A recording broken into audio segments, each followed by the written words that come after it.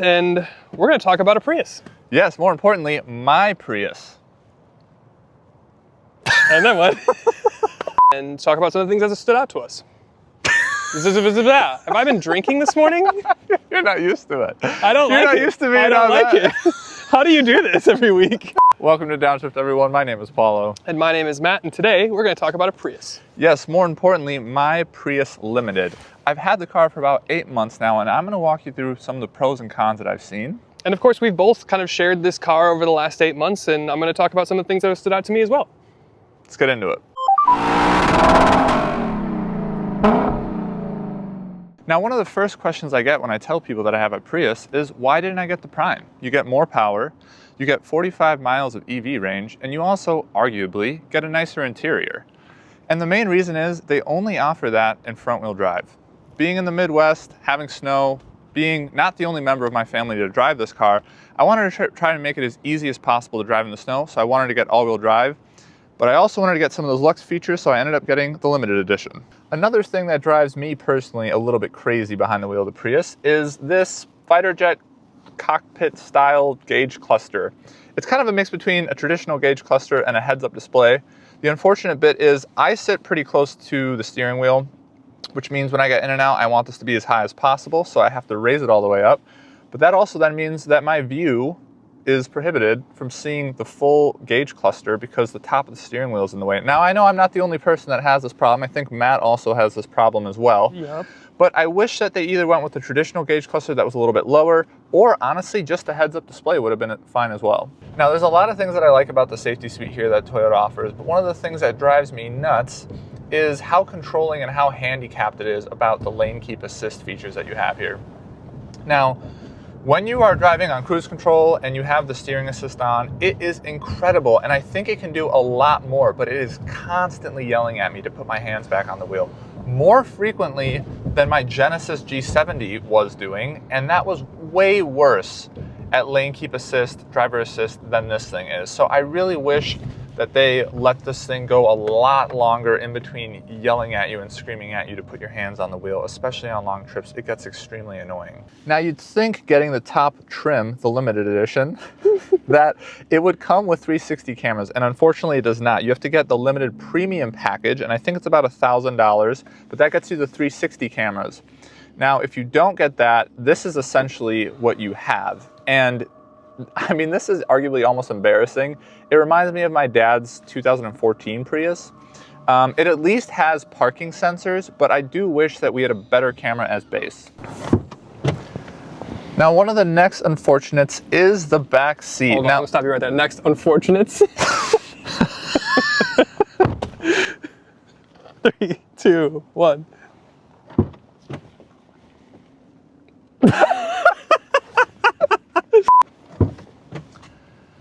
Now, one of the next cons is the back seat area. Now, because of the redesign, and we'll talk about that in a minute, they did have to lower this roof line here. Now you can see my head basically touches. If I kind of slouch down, I can get away with it.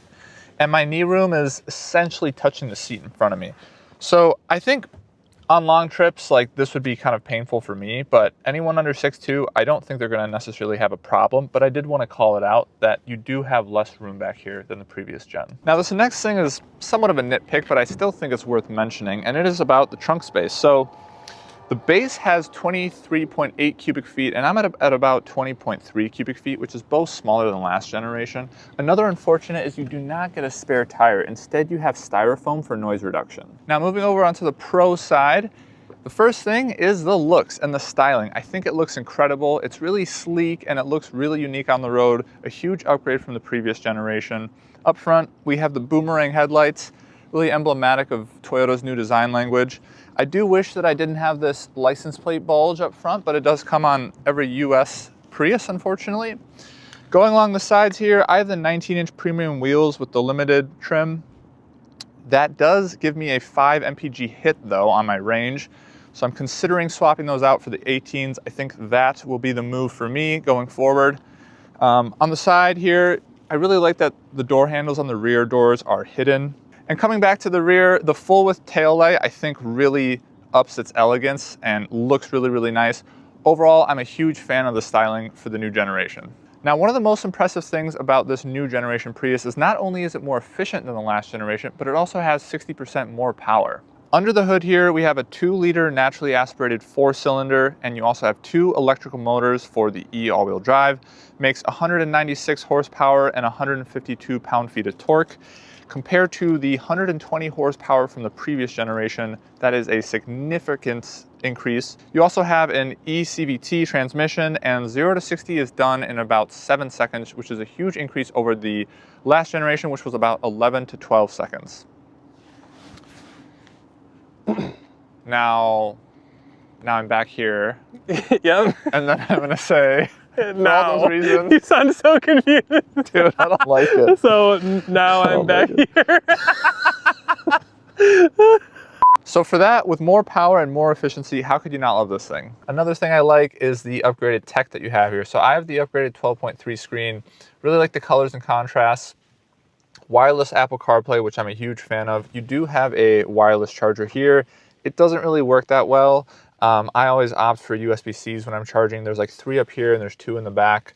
I also have the JBL premium speakers. They sound okay. Honestly, I wish they sounded better, but it's good enough for me. Should we talk about these cringy Easter eggs like hashtag panoramic glass roof? That shit is cringe, but... Show me this hashtag secret compartment. Oh, hidden It's brought to you by Extra Gum. Yeah, dude, can they sponsor? Ooh. It doesn't actually say, it just says hidden compartment. No, it does say hashtag? Yes. Dude. It says hashtag wireless charger too. Under the hood it says hybrid reborn. I think in the trunk that should somewhere. be a con, is like some of the cringy shit they did. Okay, did you see it in the trunk? Yeah, I did. Okay, so some of the Lux stuff. What's next? Lux stuff. Oh, hold up.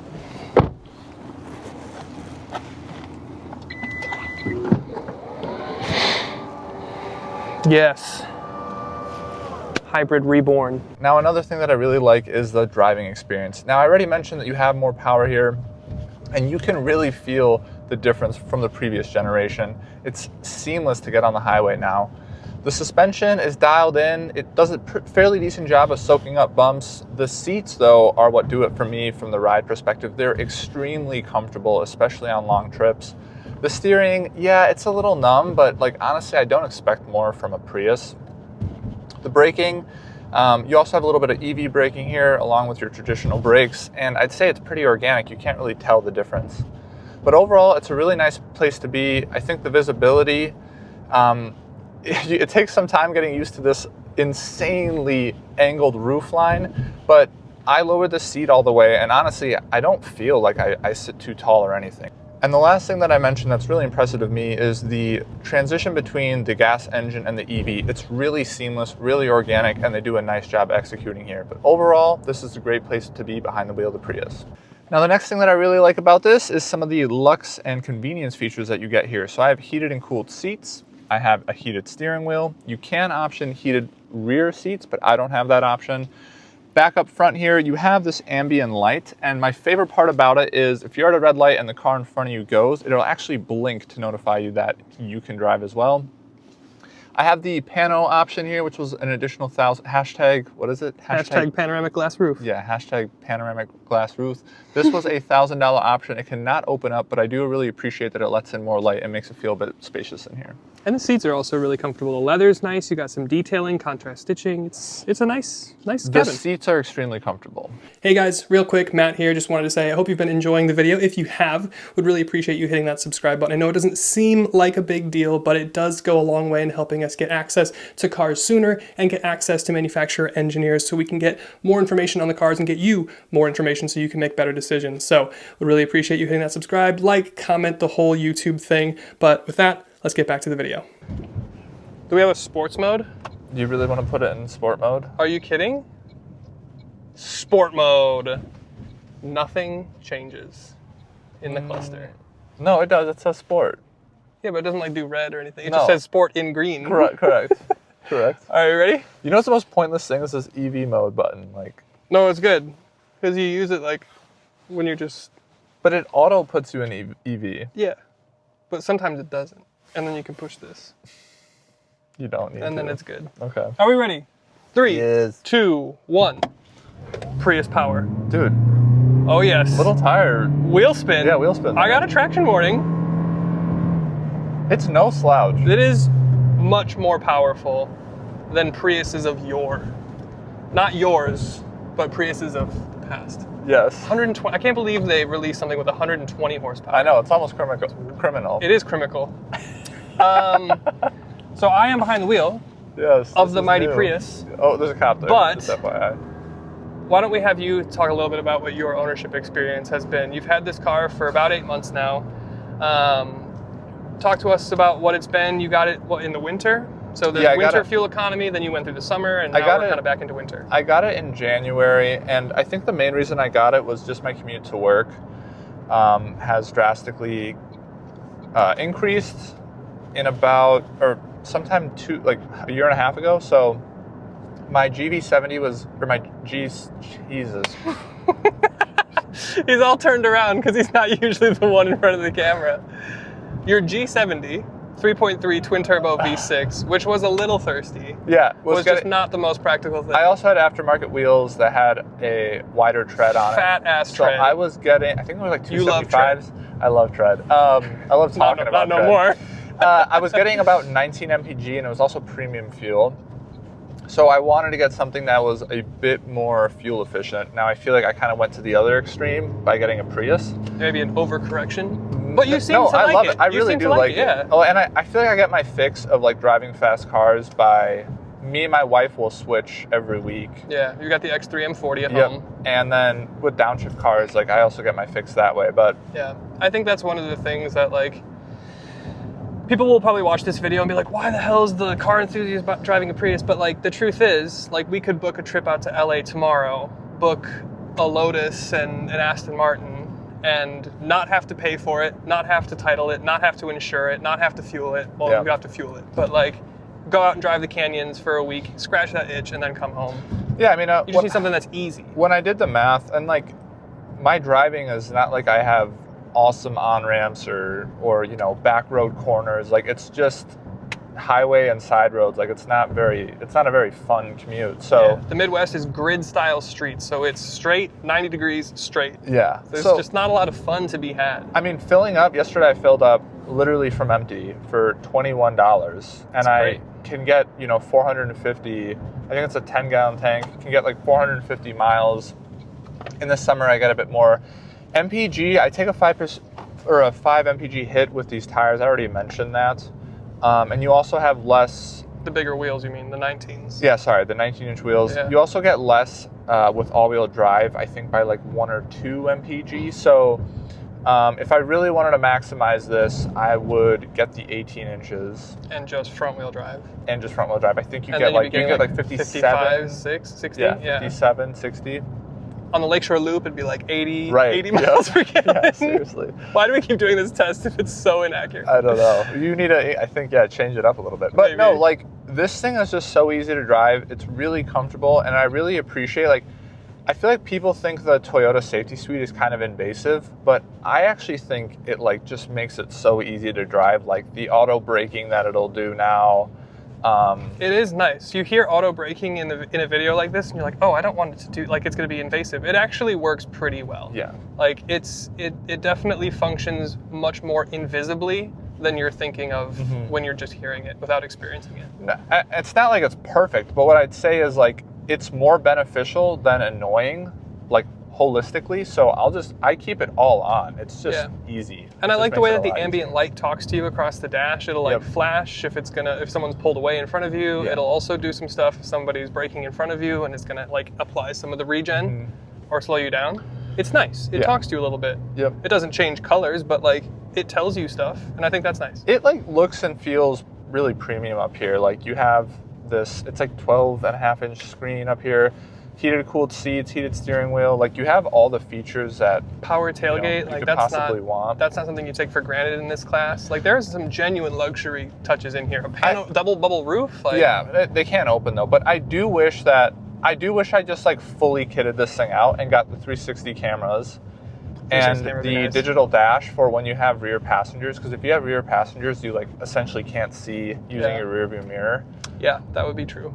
But you got like, how often do you have people in the back aside from your dog? Not often enough. It's not a frequent problem. No, I mean I'm like happy with it. Hopefully I like hold on to this car longer than I do other vehicles that I've owned. But so far so good. Like it's looking positive. You can just go through here. So you've had it for 8 months. Yeah. You were excited about. You had a little bit of. We were texting because I was in the airport coming back from the Bahamas when you bought the car, and you were like, "Dude, I should have bought the Camry hybrid." Yeah. Do you still feel that way?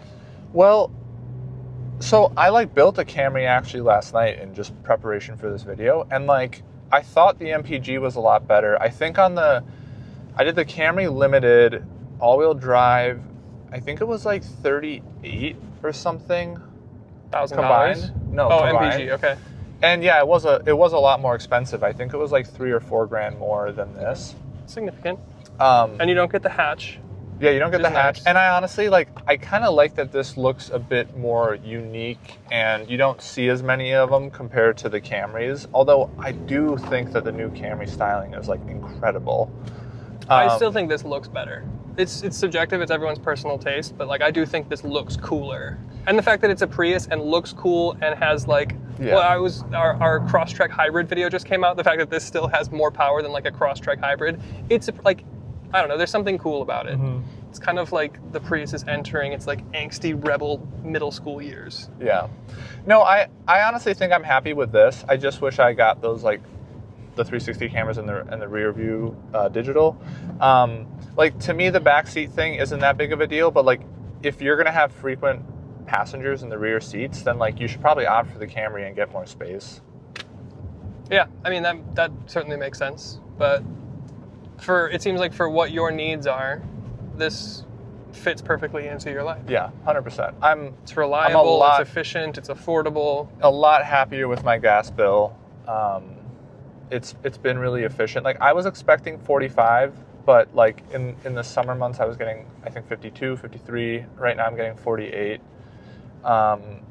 It does suck though. If you're going like anywhere past 70 miles an hour on the highway, like it drops down to like 38 mpg. Like you're not getting anything better than that. There's just no EV driving on the highway at those speeds. That's from my experience. That's hybrids across the board. Yeah, this is because you're not unique to this. You're constantly in throttle. You're never getting regen. You're never coasting, so it's never in EV mode. It's basically just the internal combustion engine, but it's now lugging around a battery with it as well.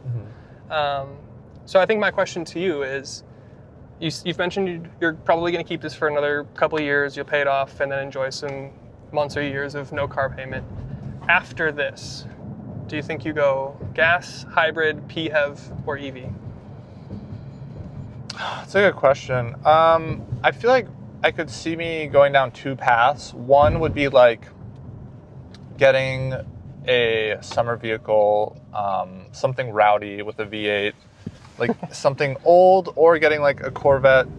Hopefully C8s would be cheaper at that point in time. I don't know. Hopefully. But I could see me going down that route, or I could see me doing something similar to like what you did and probably just diving into the full EV experience. But getting something, I do really like the synthetic gearbox. Like that is something that would be a non-negotiable for me on an EV. Yeah, having a more multi-dimensional experience rather than just like a point and squirt thing. I think having my experience with EV, and granted my use case is very unique, but I think going forward, I think these things could change, but like I would expect to probably always have like a daily driver as an EV. It's just easy, it's comfortable, it's whatever, and then have like what you're talking about, like an older, more vintage, more fun car for the weekends. Because then I can make compromises in that way. I don't have to have it have like a back seat. It doesn't have to have a huge trunk. It can be just like a fun machine. Yeah. So I think that could be a thing. But I'm glad to hear that you like the car still. Yeah. And any final thoughts? Everyone should buy a Prius. I don't know about that. No, but it is like Prius propaganda on Downshift. It is a vast improvement over the previous generation. I think in many aspects outside of space. But But no, I really love it. I really love the looks. I love the efficiency, the power. I'm happy with my choice for sure. Yeah, and just to wrap it up, the last data point that I'll add is your average MPG is 48.7 over the last, I'm assuming, several thousand miles. Yes. So with that, thank you guys so much for watching, and we'll see you in the next one. Bye, guys. We'll see you in a year. Yeah, we'll see you at a year. Well, yeah. See you at a few year. months for the year update. Hopefully I still have it. Yes. No, I won't. Okay, I bye. will.